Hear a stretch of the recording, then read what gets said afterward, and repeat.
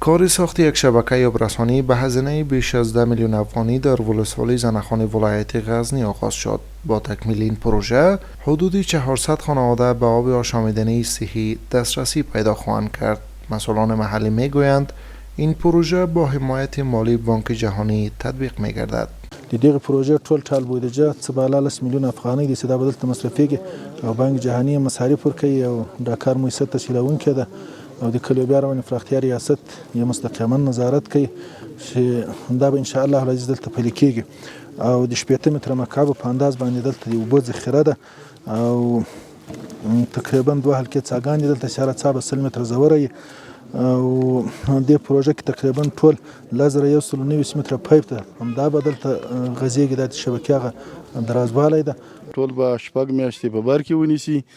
د 400 فامیلو په شاوخوا کې چې کور په کور به 103 شیردانونه چې 2 عمیقې څاګانې د 100 متر په شاوخوا کې به کیندل کیږي او بیا به د 80 متر په مکعب ظرفیت سره په یو حاکمه نقطه کې دیته د اوبو ذخیره کولو یو اهن کانکریټي ذخیره جوړیږي او بیا به د هغې په مټ باندې کور په کور د پاک او صحیح اوبه رسیږي. همزمان با آغاز کار این شبکه آبرسانی باشندگان ولسوالی زنخان میگویند که با تطبیق این پروژه مشکلات آنان در بخش دسترسی به آب آشامیدنی صحی برطرف خواهد شد. خو د ما په خوله نه بیانېږي خو داسې اوس یاد شوی تر هغوی صاحب یې ووږله هغه به هم